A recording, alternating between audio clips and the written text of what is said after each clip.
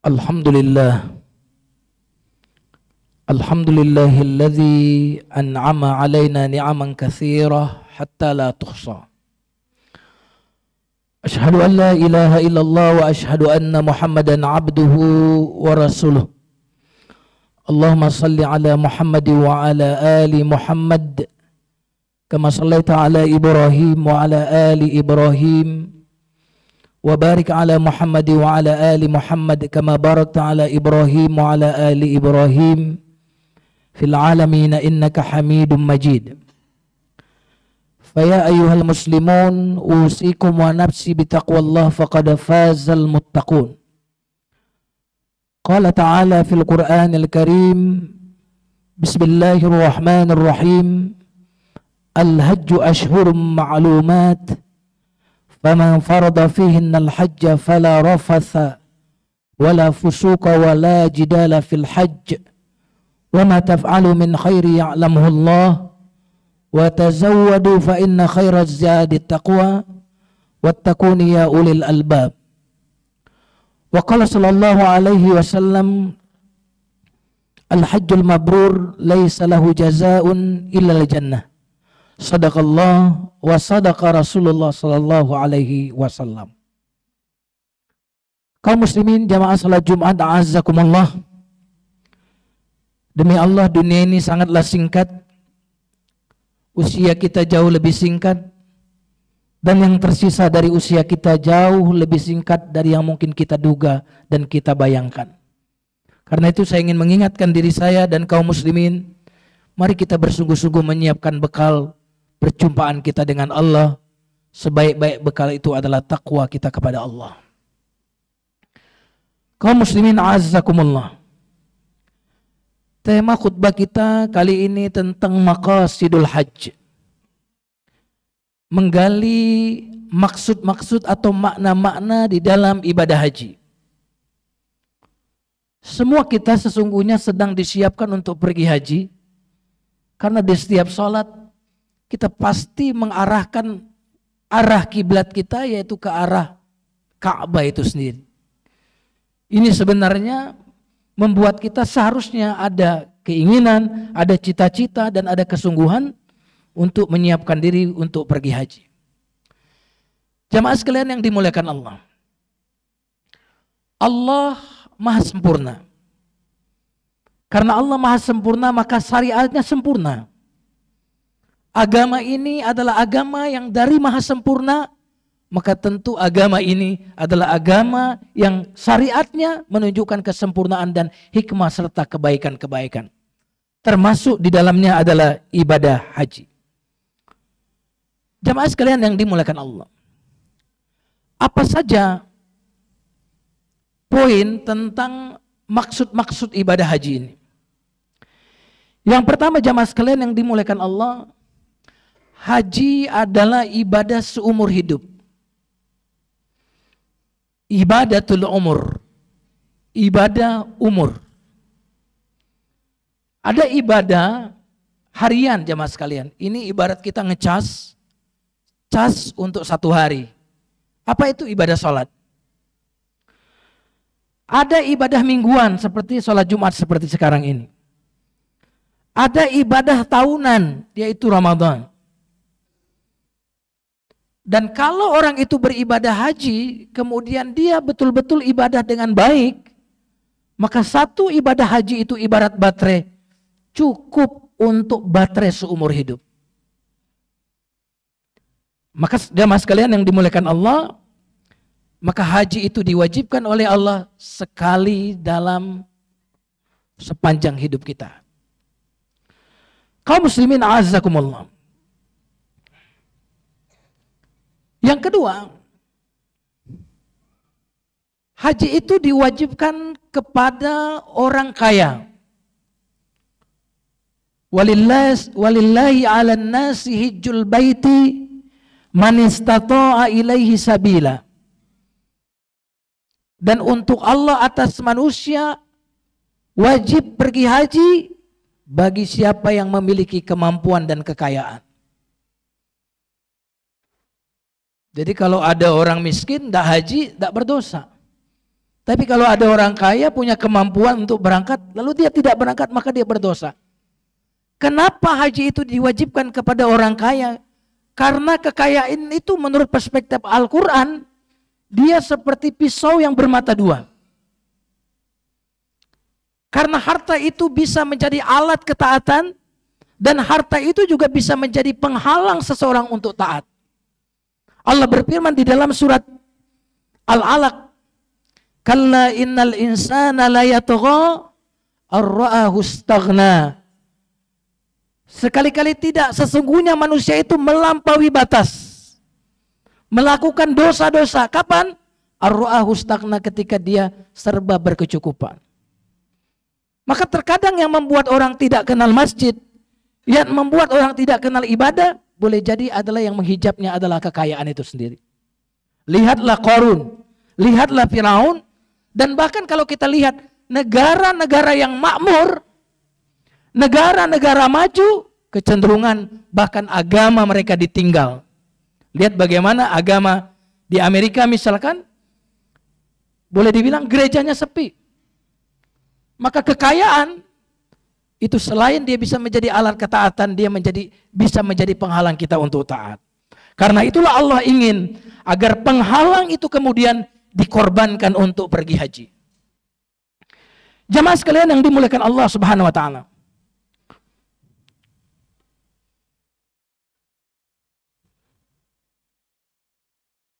Allah Subhanahu wa taala membuat rumah,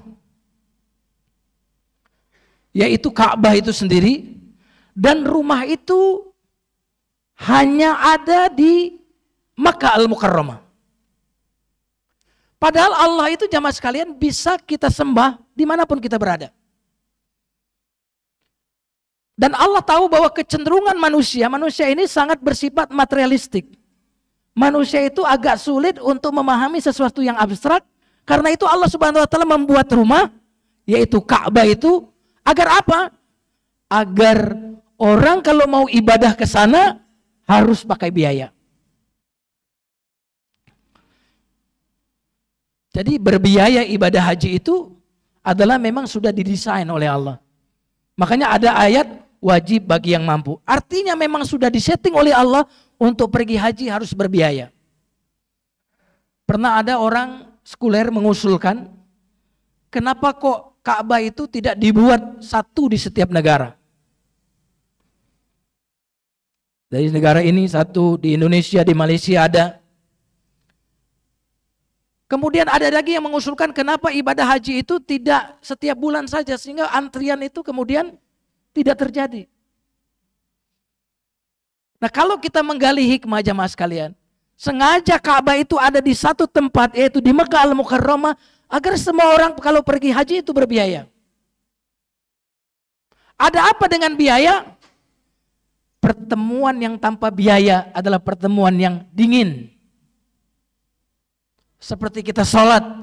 Sholat ini nggak bayar. Maka cenderung sholat kita tidak hangat. Cenderung sholat kita tidak serius. Seorang guru matematika punya anak yang lemah di matematika. Ayahnya selalu menawarkan untuk diajari matematika. Tapi anak ini tidak pernah mau. Dan kalaupun dia kursus dengan ayahnya, dia nggak serius. Tapi ada anak orang lain yang sekelas dengan dia, seorang anak yang fakir miskin, dia berusaha untuk cari uang untuk bisa kursus, lalu dia kursus dengan orang tua temannya ini. Apa yang terjadi? Dia memperhatikan dengan serius. Dia sangat concern dan dia tidak mau kehilangan sedikit pun waktu untuk mendengarkan pelajaran matematika itu. Kenapa jamaah sekalian? Jawabannya karena ada biaya. Maka pergi ke Mekah biayanya ratusan juta. Agar apa? Agar kita betul-betul merasakan bahwa pertemuan ini pertemuan yang spesial, pertemuan yang kita membayarnya, dan saat itu kita akan melakukan keseriusan dalam beribadah. Jamaah sekalian yang dimuliakan Allah Subhanahu wa taala.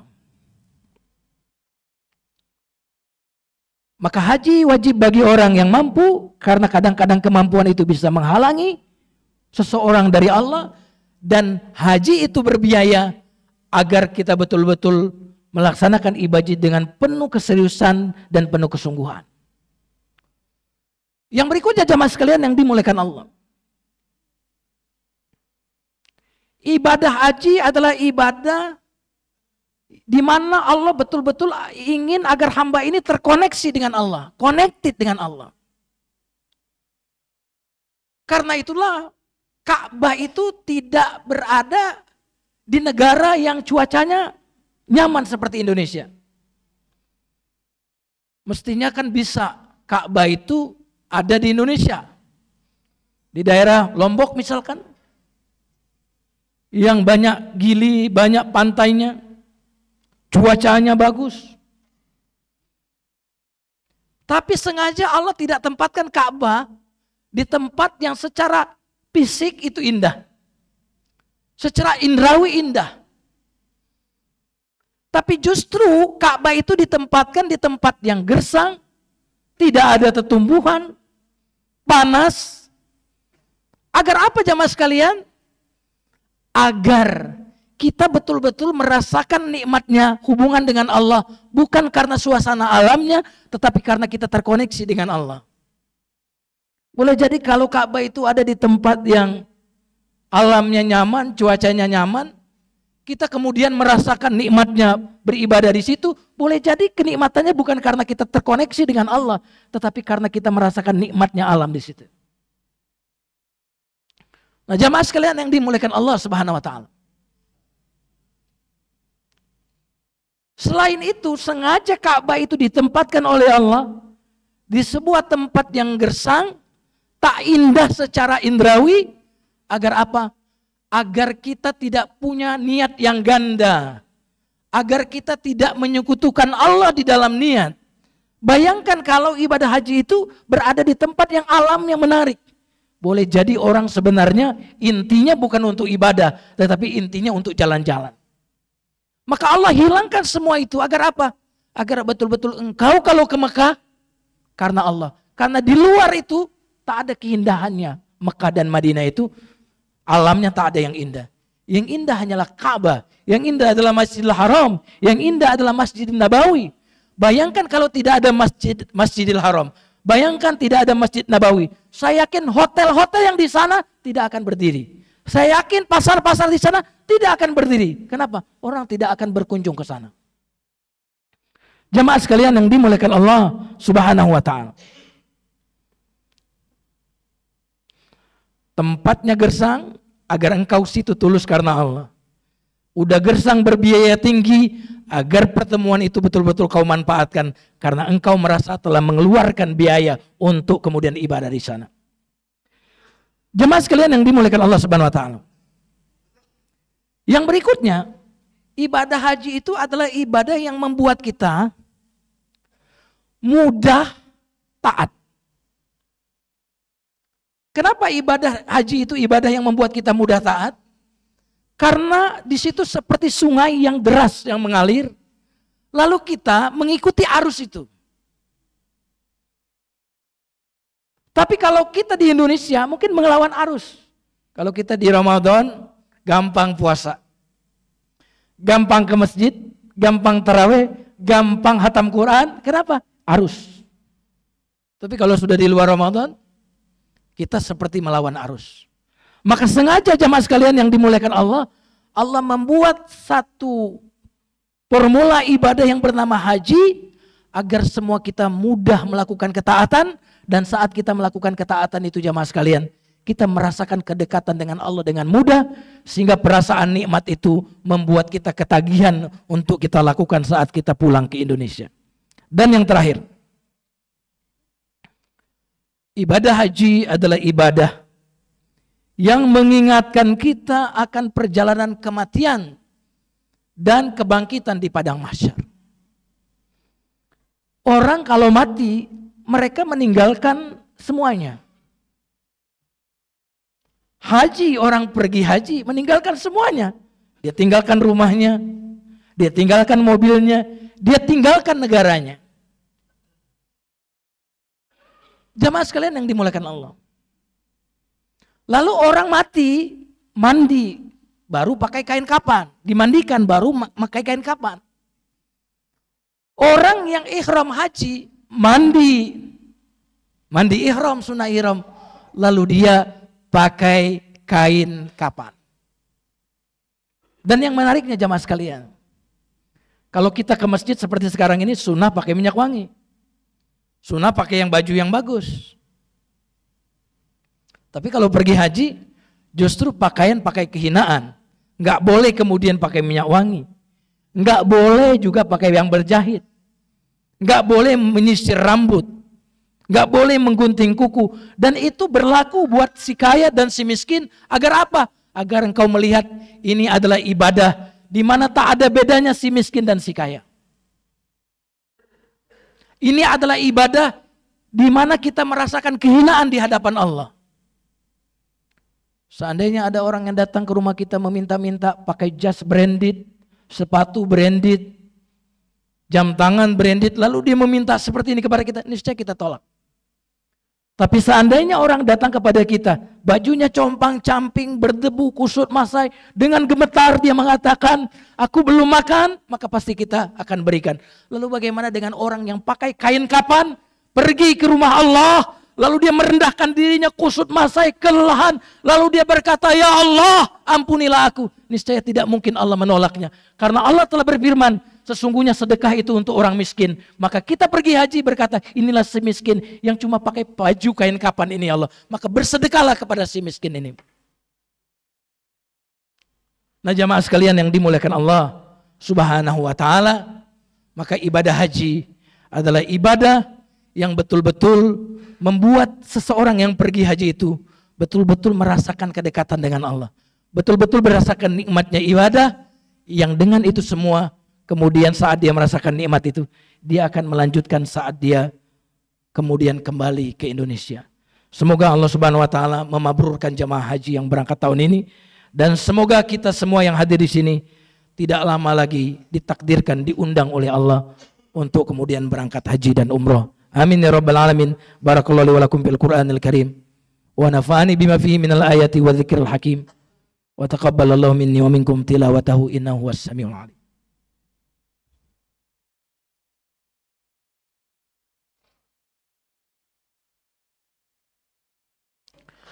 Alhamdulillahilladzi hadana li hadza wa ma kunna linahtadiya laula an hadana Allah.